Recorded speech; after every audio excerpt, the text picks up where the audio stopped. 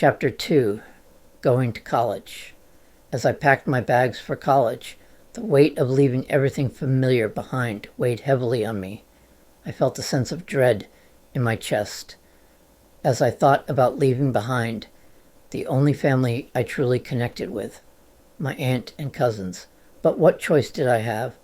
My high school offered no guidance or insight into potential careers, leaving me to blindly choose my path. The idea of engineering seemed like a safe choice, but deep down, I had no idea what it truly entailed. Yet, when acceptance letters from prestigious engineering programs arrived in the mail, I got the impression from my father that Georgia Tech was the most renowned among them all. UConn had an engineering program, but I got the impression, probably from my father, an engineer, that it was insignificant in comparison. Perhaps part of me believed that I could earn their respect and pride.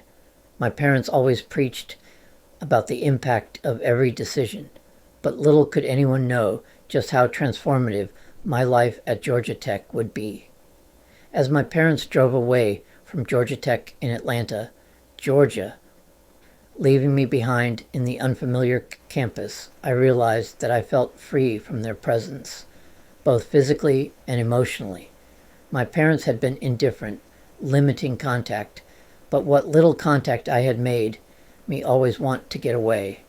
My mother's explosive anger had been hard to predict.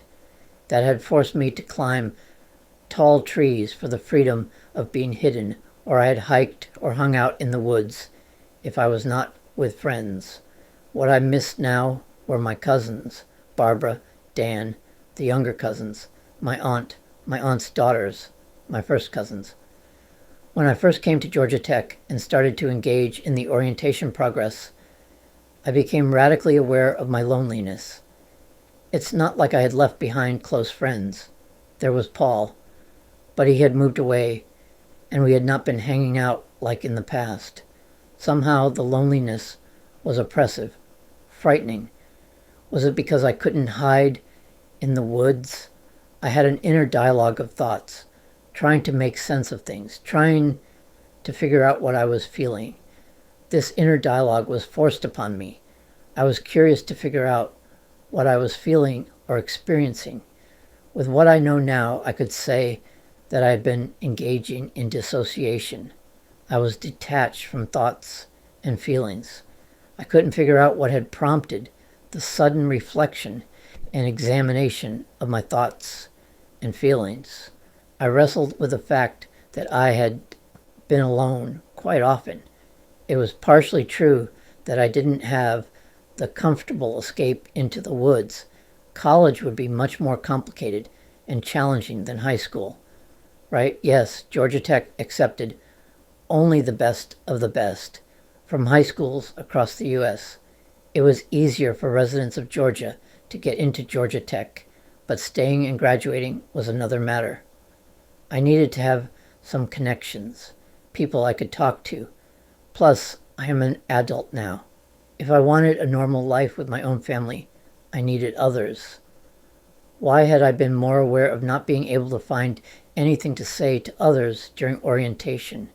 Wasn't I used to that? After the thoughts about how people must have thought I was weird during the orientation rafting adventure, I had similar thoughts about how weird I was walking alone through the quiet dorm. This wasn't a big spread out neighborhood, like where I grew up in a town with people spread out. People were right outside hanging out together. People hung out together naturally, or so it seemed, at the end of the day when the scheduled activities ended.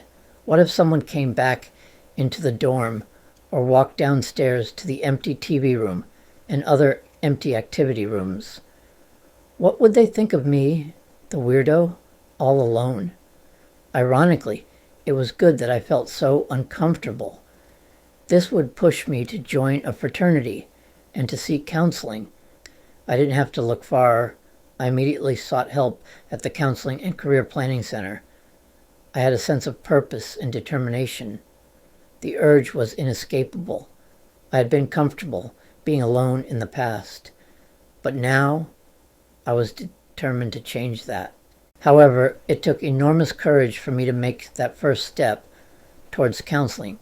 I didn't believe I deserved or needed help, a belief instilled in me by my family, who constantly shamed and scapegoated me.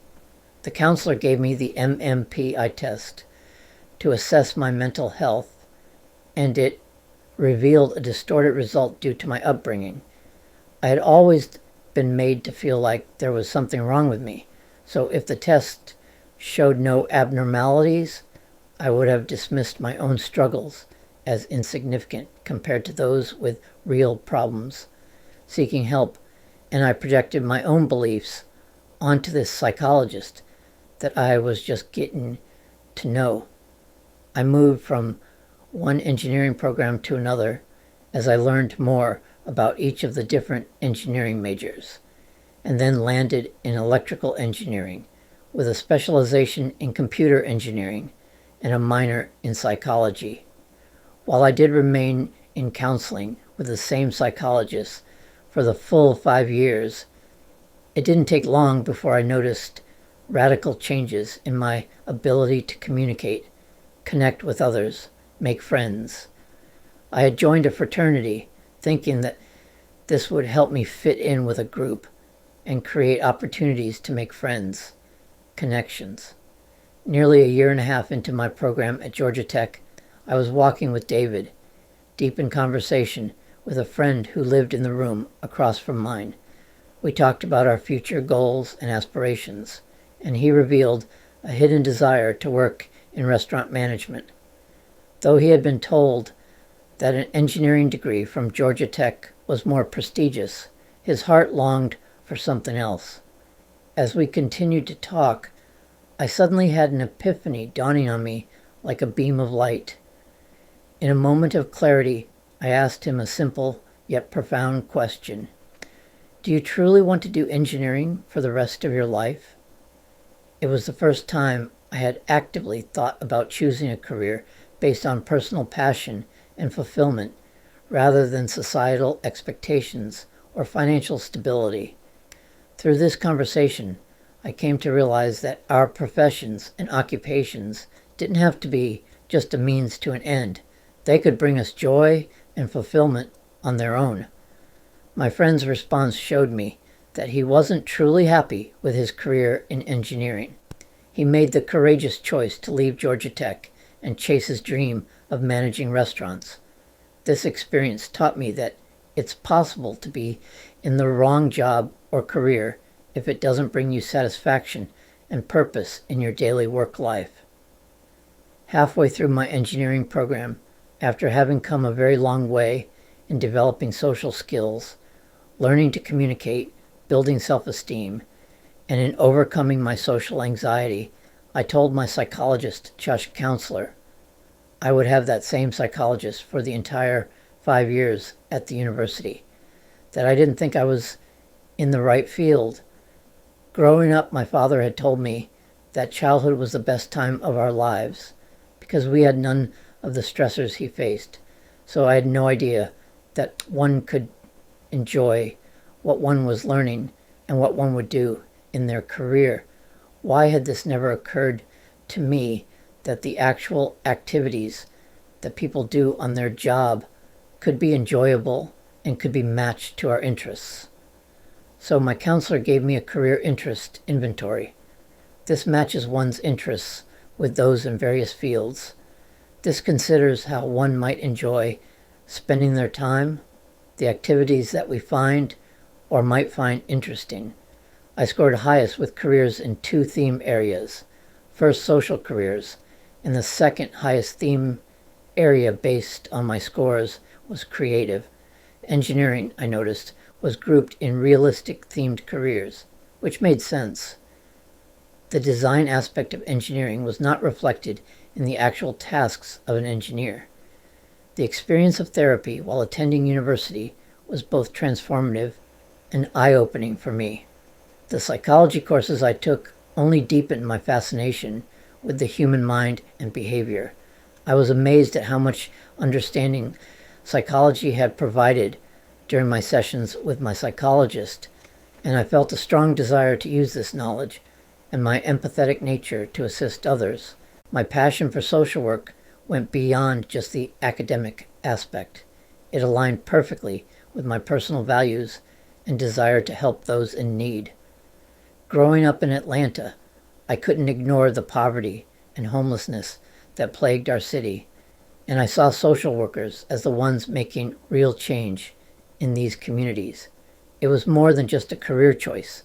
It was my calling. But I was already deep into my studies, and changing my major or transferring schools seemed impossible. My parents were funding my education, and switching to an English degree, while enticing for my love of creativity, would extend the time and cost of my education, which my parents did not support. Plus, I knew a master's in social work could be pursued with any undergraduate degree. I felt torn between following my heart and sticking with what was practical. The improvements I made were massive. I was becoming an extrovert in many ways, yet I hadn't been able to find a girlfriend, just like everyone else seemed to effortlessly do. But instead, I had only been on 2 ambiguous dates with young women, unsure if they were even dates. The most profound transformation I experienced at Georgia Tech was not through engineering or academic success. It was clawing my way out of paralyzing social anxiety and building essential social skills, though some may argue I still suffered from selective mutism, unable to speak in large groups like classrooms, and I only had 2 dates, if that is what they were. This perpetuated the notion that everyone had someone more important in their lives than I was.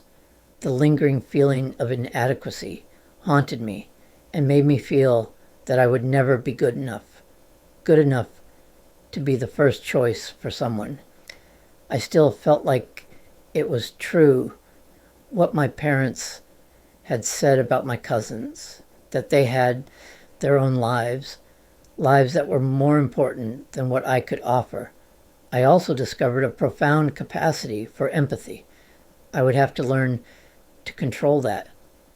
During the last year that my best friend was at Georgia Tech, a friend that graduated before I did, he had mononucleosis, aka mono. Towards the end of the quarter, I started developing the symptoms of mono. I was certain of this, and just laid down to sleep on the couch in our room. I woke up a few hours later, and I was symptom-free. I had developed an empathic reaction and taken on the symptoms that my friend had been experiencing throughout the quarter. I didn't have a job upon graduation, and I thought it was understood that I was going to go to graduate school for social work. My father had said that he understood that engineering was not a good match for me. I imagine that he would have understood that it would be very unlikely that I would get a job as an engineer upon graduation, but their support in paying for my undergraduate education was helpful. I didn't expect my parents to pay for graduate school, but they had a large home with a free room upstairs, and I didn't eat too much. I somehow had not fully appreciated how toxic my family was.